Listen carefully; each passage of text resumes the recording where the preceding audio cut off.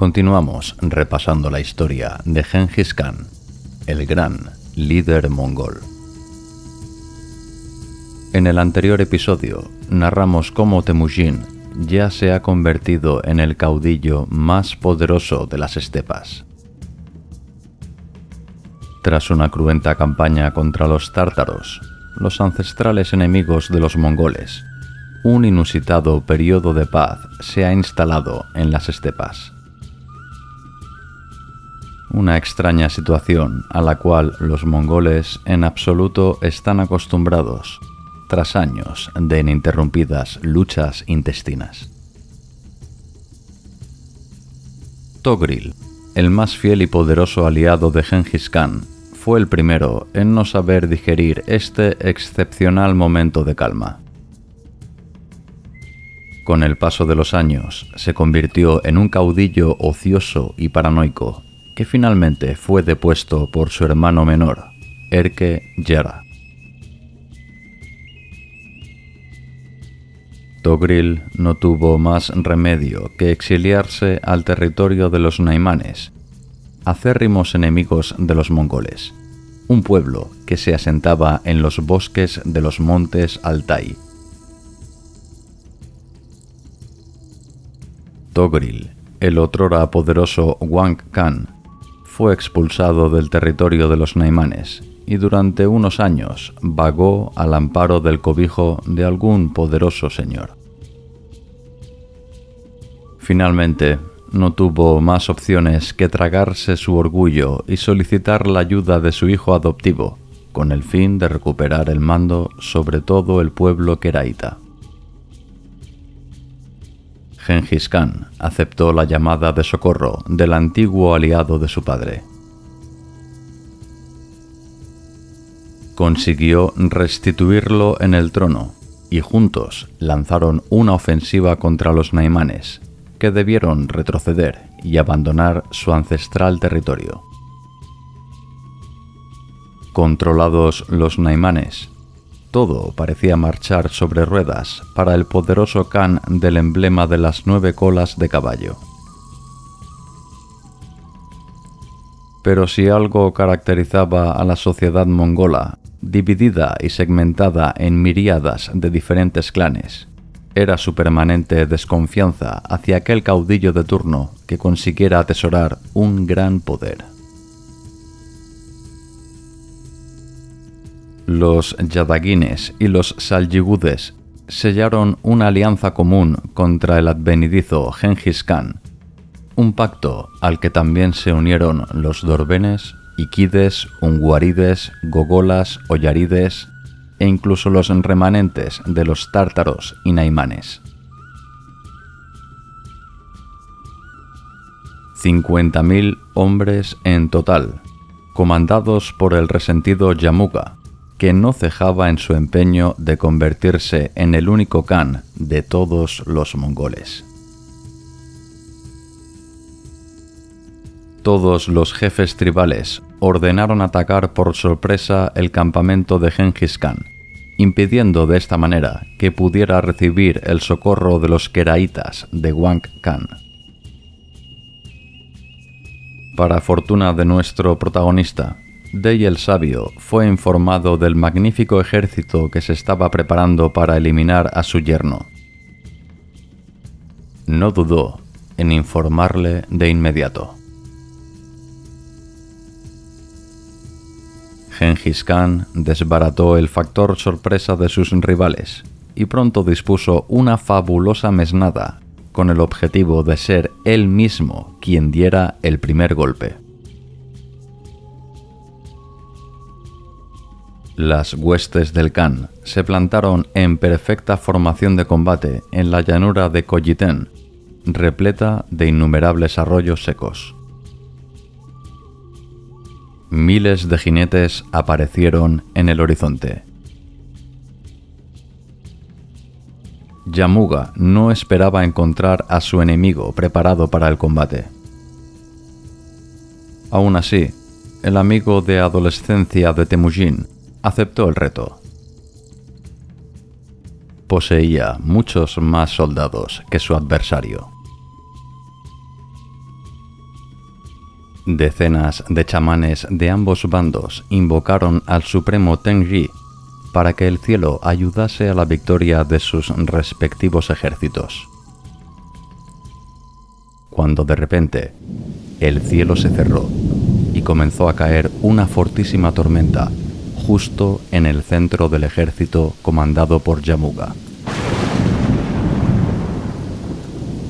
Los arroyos se llenaron y los cascos de los caballos se quedaron atascados en el lodazal. Yamuga no daba crédito a lo que estaba pasando. Un inofensivo arroyo, hasta hace unas horas seco, llenó su cauce hasta arrollar todo su campamento. El caos se apoderó de las fuerzas rebeldes al poder de Genghis Khan. Tengri, el supremo dios de los mongoles, había dictado sentencia. Una vez pasado el aguacero, Genghis Khan ordenó un fulgurante ataque que apenas encontró resistencia en el otrora orgulloso ejército de Yamuga. Huyeron en una catastrófica retirada. Las tropas de Genghis Khan se dividieron con el objetivo de dar caza a sus enemigos. Temujin persiguió a los tayichigudes, que resistieron y murieron con las botas puestas. El Khan de los borchiguines, ya cercano a la cuarentena de años, siempre luchaba en primera fila, como uno más de sus hombres. De complexión fuerte, más alto de lo normal, cabeza rapada con 2 trenzas pelirrojas, su figura sobresalía del resto de la de sus guerreros. En el fragor de la batalla, un avezado arquero enemigo encontró su oportunidad de oro y distinguió al poderoso Khan erguido sobre su yegua blanca. Disparó una certera flecha que cercenó buena parte del cuello de Genghis Khan. La sangre manaba a borbotones. Su fiel general, Yelme, fue quien le salvó la vida tras succionar y escupir el veneno con el cual había sido untada la flecha. Solo la fortaleza de espíritu y su excelente condición física salvaron al líder de los mongoles, quien por primera vez en su vida había estado muy cerca de la muerte.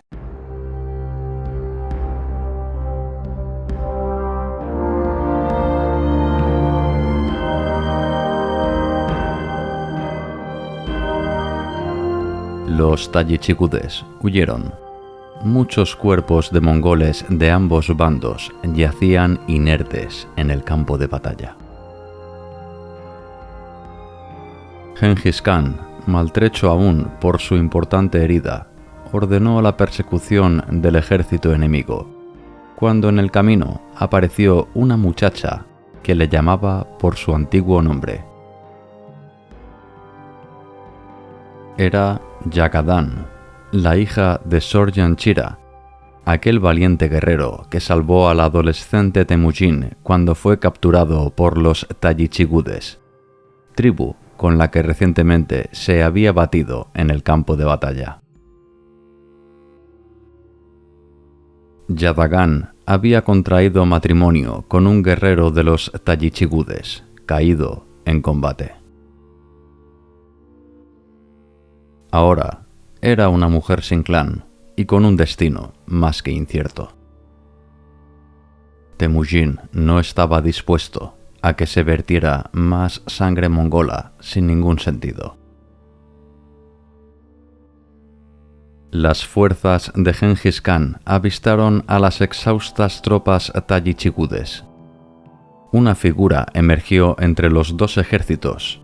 Era la misma Yadagan, que inmediatamente fue avistada por su padre, Sorjan Chira. Padre e hija se fundieron en un abrazo. La mujer trasladó la petición de paz y hermanamiento de Gengis Khan.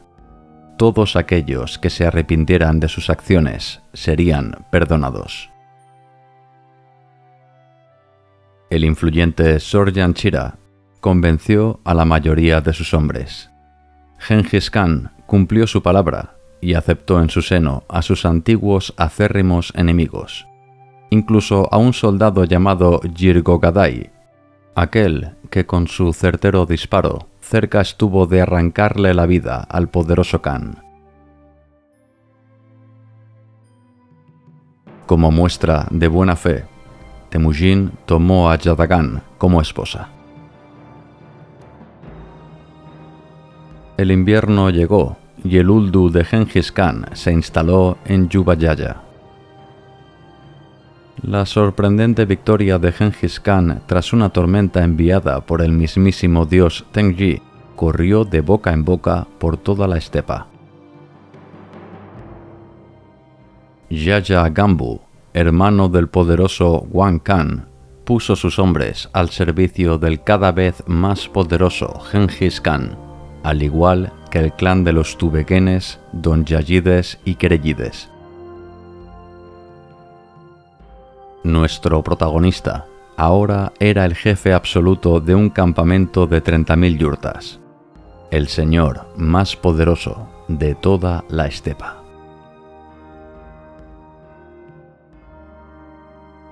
El invierno transcurrió y Gengis Khan ya tenía clara cuál sería su próxima campaña militar. 4 clanes tártaros, los Kagadanes, Alchíes, Dutagudes y Alujáis, se habían repuesto y se volvían a hacer fuertes en las praderas de la orilla derecha del río Argun. El botín fue espléndido. Tiendas, caballos, ganado, pertrechos militares y mujeres. Gengis Khan, al ser el primero de los mongoles, tenía opción de elegir a las más bellas. Contrajo matrimonio con Yesugen y Yesui, hijas del caudillo tártaro Yekecheren. Derrotar a los enemigos, perseguirlos hasta acabar con ellos, quitarles todo cuanto poseen, cabalgar sobre sus caballos y gozar de sus mujeres. Tras la guerra, disfrutar del botín y prepararse para la siguiente batalla, así hasta que sobre todos los pastos del mundo reinaran los mongoles. Este era el modo de vida y de pensar de Gengis Khan. El feroz líder de todo el pueblo mongol no tardó en preparar otra campaña de castigo contra sus antiguos rivales. Buriyuk, líder de las depauperadas huestes de los naimanes, resistía en el llano de Uluk-Tag, más allá al oeste, donde antes ningún Khan había podido llegar. 40.000 disciplinados y muy efectivos soldados comandados por Gengis Khan y Wang Khan arrasaron con todo lo que quedaba de aquellos que no poco tiempo atrás habían osado provocar la ira de los mongoles.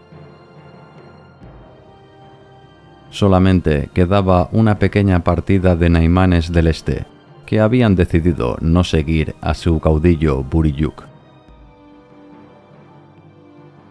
Justo antes de la batalla, Togril, el más leal caudillo de Gengis Khan y jefe de los Keraitas, levantó sus tiendas y le abandonó. Temujin se enfureció como nunca. No entendía por qué el antiguo anda de su padre le había traicionado de esta manera.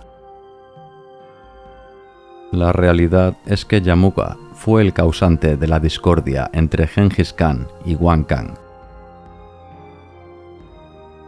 Pero los naimanes aprovecharon la ocasión y vencieron en una feroz batalla a los Keraitas comandados por Wang Khan, el cual no tuvo más remedio que tragarse otra vez su orgullo y volver a pedir ayuda a Gengis Khan.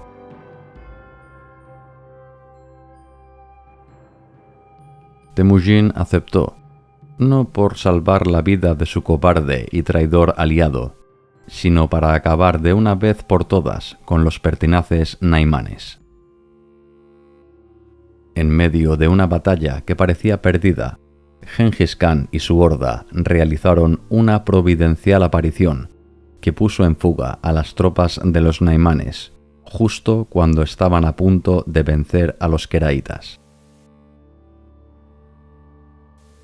El anciano Wang Khan se sometió definitivamente al poder de Gengis Khan. Incluso lo tomó como hijo adoptivo de pleno derecho. Tras su más que posible y pronto fallecimiento, Temujin heredaría el poder sobre los queraitas. Sengum, primogénito de Wang Khan, desde luego no estuvo de acuerdo y decidió aliarse con Yamuga. El anda de Gengis Khan convenció al primogénito de Togril. En realidad, su objetivo final era que ambos ejércitos se destrozasen mutuamente para allanar su camino hasta el ansiado kanato.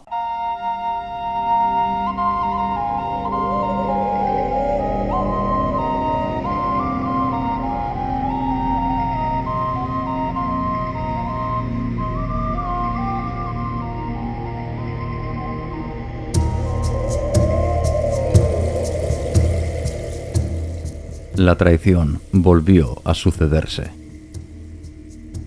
Los tártaros, ancestrales enemigos de los mongoles, se unirían con los queraitas, con el único objetivo de acabar con el poder de Gengis Khan.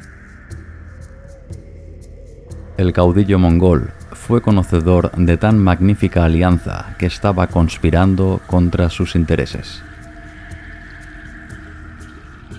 El grueso de su ejército se encontraba disperso por la ancha estepa en busca de los mejores pastos para sus ganados. Tan solo contaba con 2000 hombres. Ambos ejércitos acamparon uno enfrente del otro. 20.000 por parte de las huestes de Wang Khan y solo 3.000 defendiendo los intereses de Temujin. La victoria parecía otra vez estar del lado de los queraitas. Eran muy superiores en número. Wang Khan expuso sus planes para la batalla. Básicamente propuso que se enfrentaran mongoles contra mongoles. Yamuga meditó. Si lograba ascender al kanato, se encontraría con un reino desolado y sin población.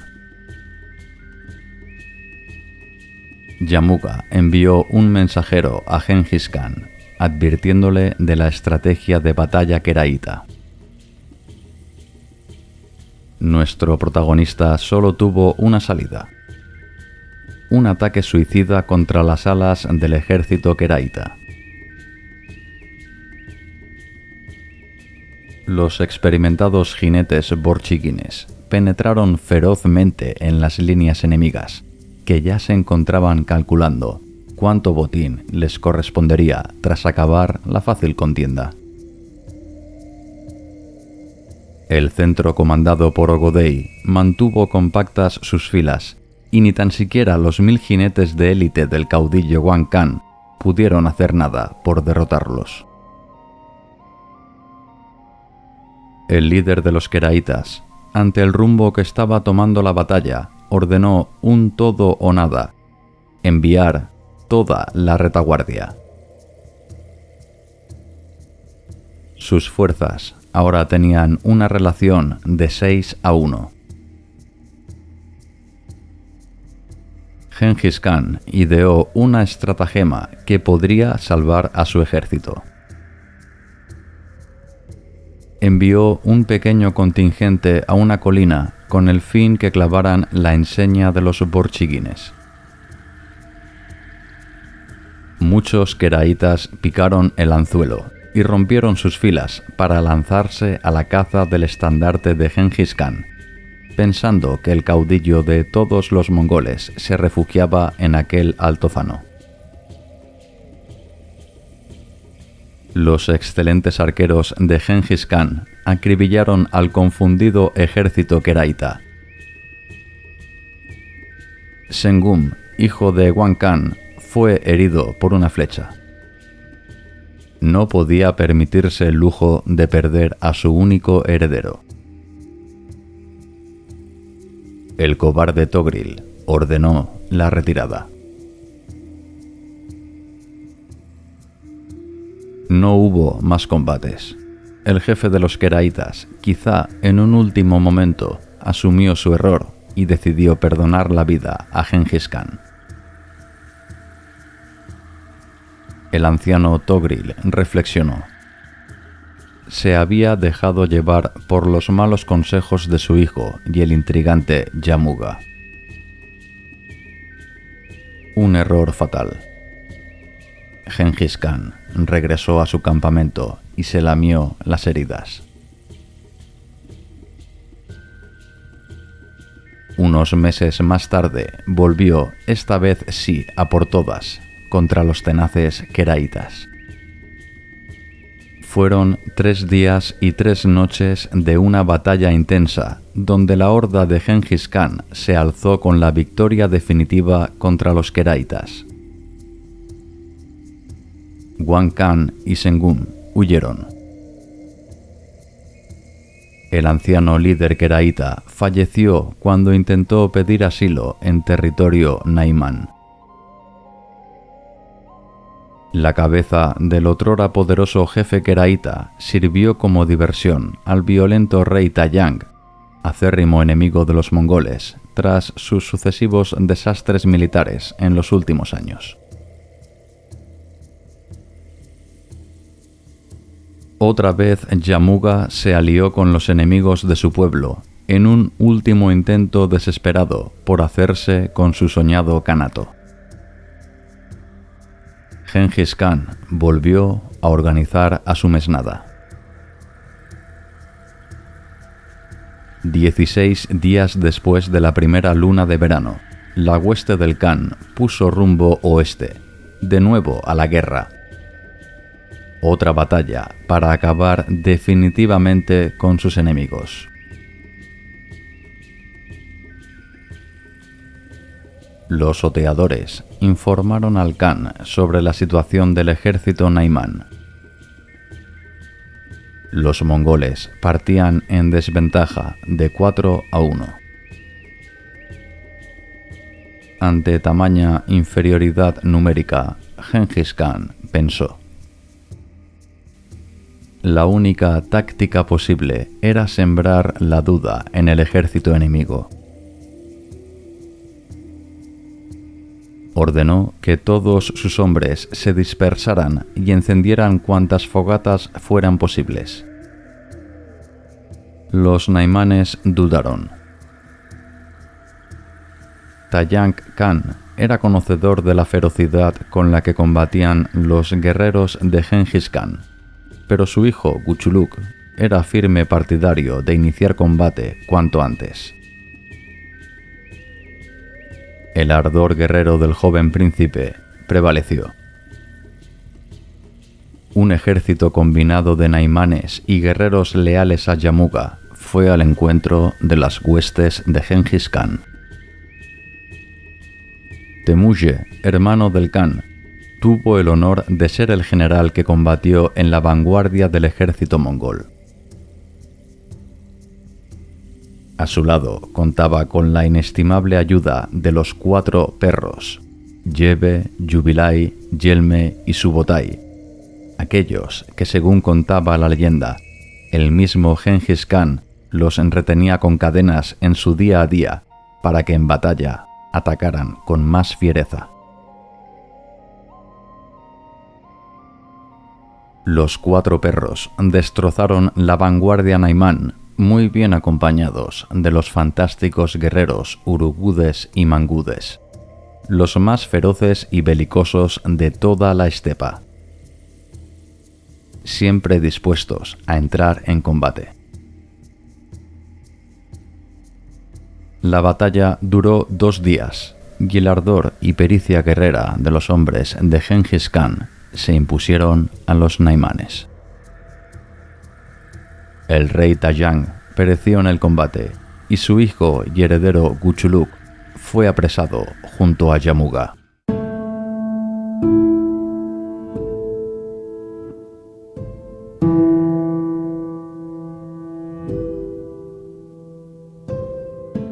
El anda de Temujin fue llevado a su presencia. Yamuga no quería seguir en este mundo. Había fracasado muchas veces, más de las que un hombre puede permitirse a lo largo de su vida. Gengis Khan ofreció su perdón. No olvidaba la reciente ayuda ofrecida por Yamuga cuando todo parecía perdido en la fenomenal batalla contra Wang Khan. Pero Yamuga rechazó la oferta de nuevo. Solo pidió que sus despojos reposaran en lo alto de una montaña para que desde allí velaran por el espíritu de Gengis Khan, su amigo, una única alma en 2 cuerpos. Las estepas ahora solamente pertenecían a una persona, Gengis Khan. Eliminados definitivamente todos sus ancestrales enemigos, los clanes aún dudosos se incorporaron al fenomenal ejército del líder de los mongoles, compuesto ya por más de 100.000 hombres. Ahora sí, Gengis Khan ya era el único señor que dominaba los dominios naturales de los Yaka, los mongoles, entre el desierto de Gobi y el lago Baikal, entre las sagradas montañas de Altai y los majestuosos montes de Jingan. Los principales jefes de los clanes organizaron un Kuriltai, una asamblea donde se certificaría la hegemonía del ahora caudillo indiscutible de todos los mongoles. Hubo unanimidad. Tengri, el dios todopoderoso, daba su consentimiento. Gengis Khan sería el Ka-Khan, el Khan de Khanes. Ni siquiera los más ancianos recordaban una persona que hubiera atesorado tanto poder. De las estepas al mundo, Gengis Khan, a sus 44 años de edad, no pensaba en vivir el resto de su vida en su confortable yurta rodeado de placeres. Miles de pueblos y ciudades estaban al alcance de su mano. Él sería el encargado de que todo el mundo fuera un extenso territorio bajo dominio de los mongoles.